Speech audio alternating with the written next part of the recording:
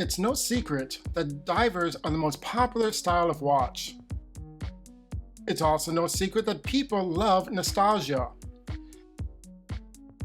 Maybe that is why this vintage-inspired dive watch feels so close to home.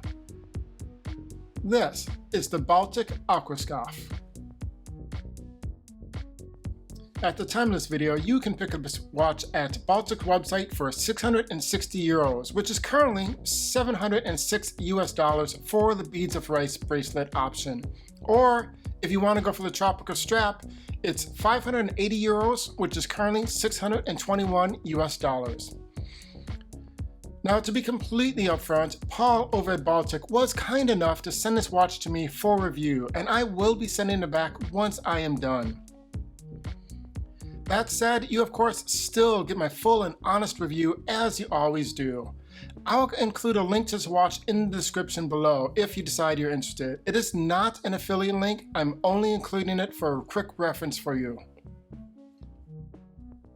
So my first impressions of this watch came from seeing the product photos on the Baltic website itself.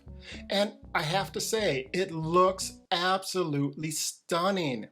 So obviously, I was more than a little excited when Baltic agreed to send this watch to me for review.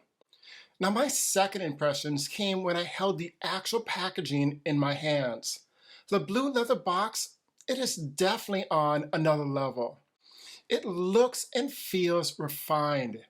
Then I opened the box and, well, I wasn't blown away.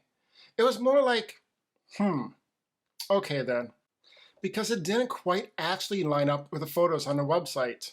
But since then, I spent a lot of time with this watch, and I realize now why my initial reaction was that way. This is one of those dials that looks dramatically different depending on the light. Now this watch can look like those images on the website, or it could simply look black. During this video, you'll see what I'm talking about. Hey everyone, if you're enjoying these videos, please do me a favor and consider subscribing. It would really help out the channel. Now let's get on with the review. The case construction is 316L stainless steel. Now this watch is a little different in terms of size because the bottom of the case itself is 38 millimeters, but the bezel on top has a diameter of 39.5 millimeters. So the bezel overhangs the case 1.5 millimeters. For a lug-to-lug distance, we have an extremely wearable 46.5 millimeters and an overall thickness of 13.5 millimeters. Now, due to the size of the case, it does wear small. I consider my sweet spot to be 40 millimeters, so I did not expect to notice a difference with the bezel being 39.5. But overall, it does feel smaller.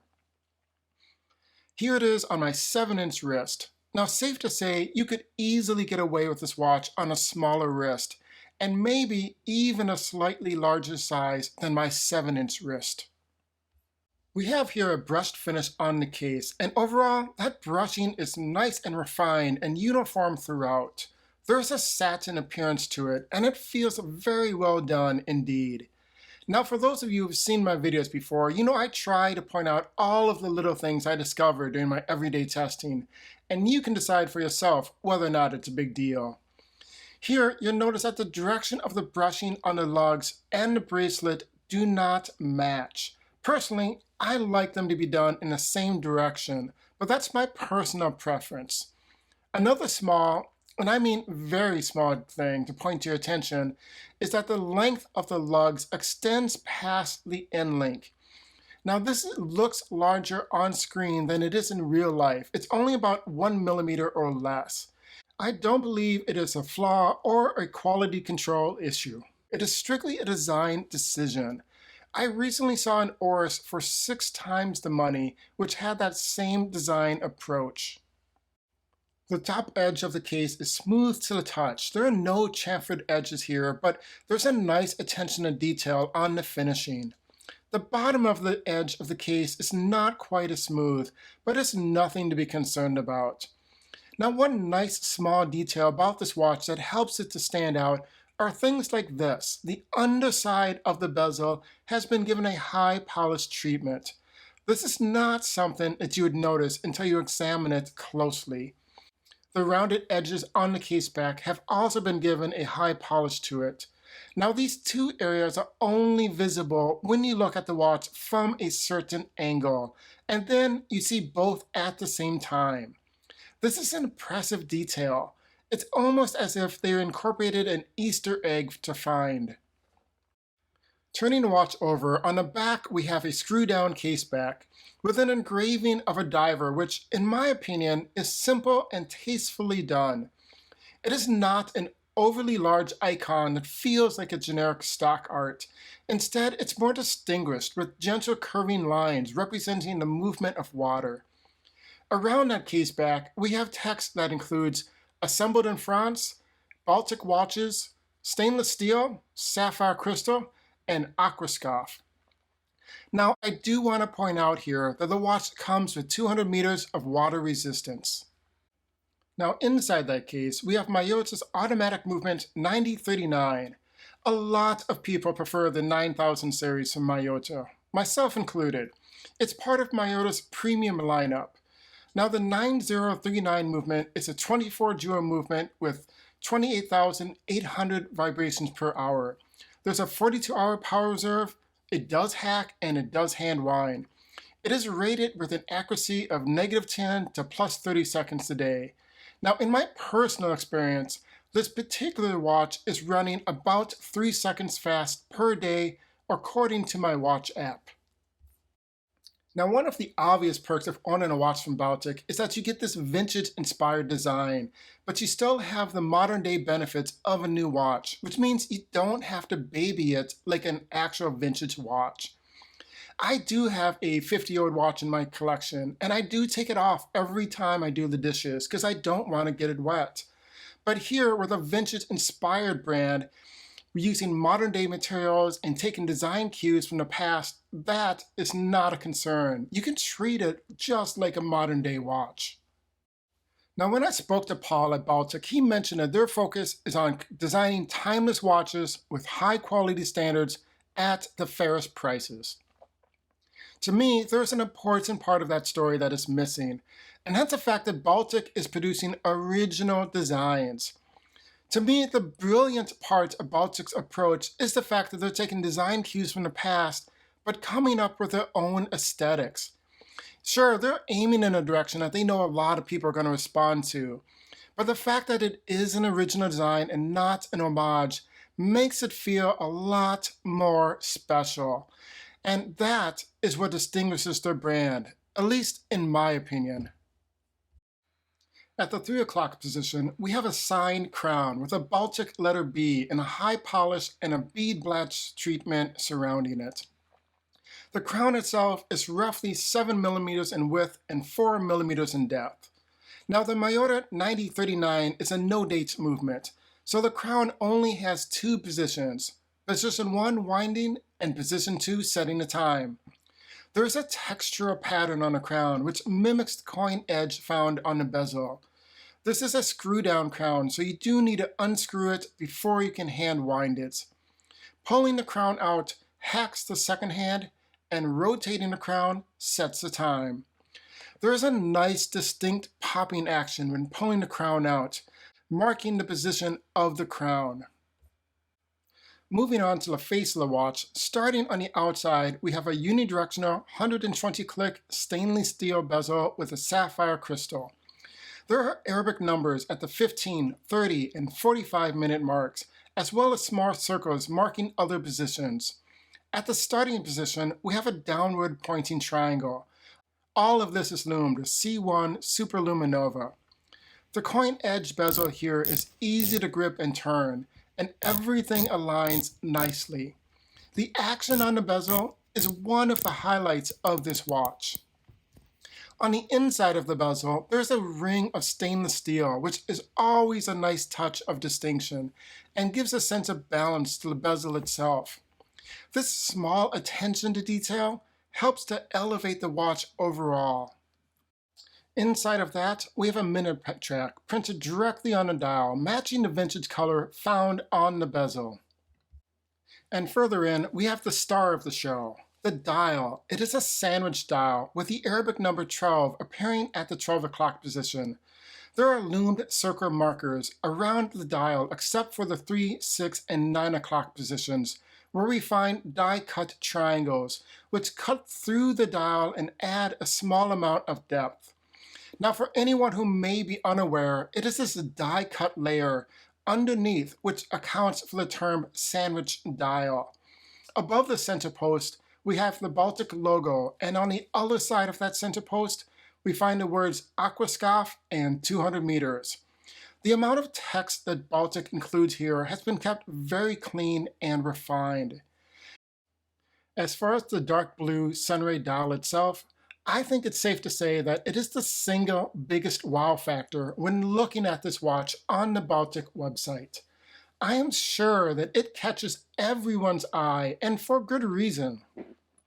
It's possibly the biggest draw of the watch, and at the same time, it was also my original disappointment with this watch.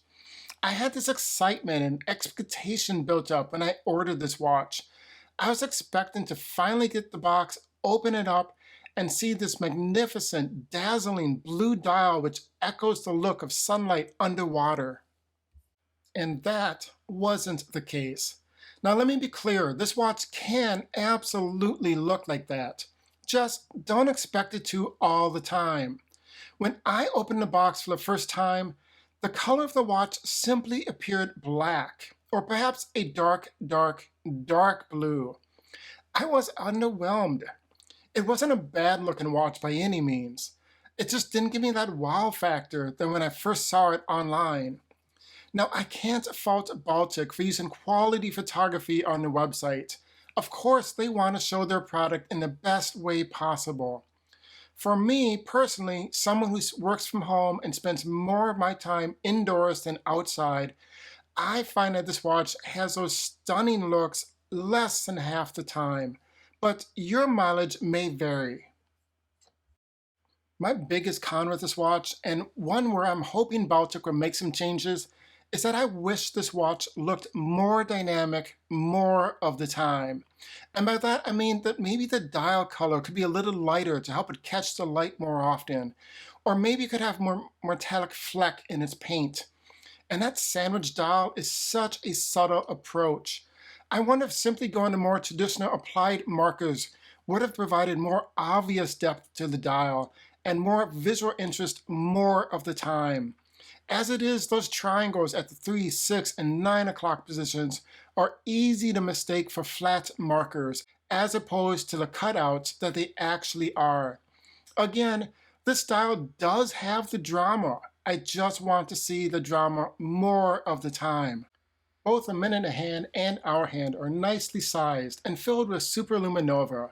Now I'm sure it comes as no surprise to anyone that this watch passed my everyday lume test. For anyone who doesn't know, the way I test lume is to wear the watch, get an average amount of light exposed to it, set it aside my bedside table, and see if I can tell the time at 4 in the morning. In the middle of the night, when my eyes are fully dilated, that is when I want to know if I can read the time. And again, this watch easily passed my test. For a crystal, this watch comes with a double-domed sapphire crystal with internal anti-reflective coating. Now in my everyday experience, I found that this watch had a lot of reflections going on, more than I actually hoped for. And this is another area which I feel Baltic could improve upon. And that brings us to the Beads of Rice bracelet. It is 20 millimeters wide at the lugs and tapers down to 18 millimeters at the clasp. The individual links themselves are actually quite small and are well proportioned for the overall watch. In my opinion, the Beads of Rice bracelet enhanced the vintage-inspired theme, and it was an excellent choice. There is good articulation here. The links are held together with push pins instead of screw pins, most likely due to the small size of the links. The double push button release clasp is signed and has 6 micro adjustments, ensuring that everyone can get a good fit. The clasp itself has a brushed middle section and a high polish on the sides, making it feel more upscale. On the inside, we have a proper milled scissor section. Now the links and the end links are both solid, and there are quick release spring bars included. In my everyday use, I found this bracelet to be very comfortable for day-to-day wear. So let's go over the specs for this watch. We have sapphire crystal, the Miyota 9039 automatic movement, a diameter of 39.5 millimeters, thickness 13.5, lug width 20 millimeters, and a lug-to-lug distance of 46.5 millimeters. And finally, a water resistance of 200 meters. And let's wrap up by going over the pros and cons. For pros, I can't emphasize enough how I think the original vintage-inspired design sets this watch apart. You get the Miyota 9039 movement, a sapphire crystal, you have great bezel action, high legibility, fit and finish, a quality bracelet, and 200 meters of water resistance. For cons, there is glare on that sapphire crystal, and I would like the dial to be that more dynamic color more of the time. So my final thoughts on this watch. It really comes down to what boxes you are trying to check off when buying a watch. I know there are some people out there who are saying you can go get an old-time looking watch from AliExpress for less than half the price. And it's an Homage watch. But that is comparing apples to oranges because Homage watches require zero-time effort or overall cost when it comes to design. They are simply following somebody else's playbook. I have nothing against Homage watches. What I'm saying is this. This vintage-inspired watch is not an homage. It is more unique than that. And it is not something that you're going to find 5 other brands also producing. And I think that is why this watch stands on its own. Okay, my friends, that is it. Remember, until the next time, buy whatever it is that you love. This is your watch collection. I'll see you in the next video.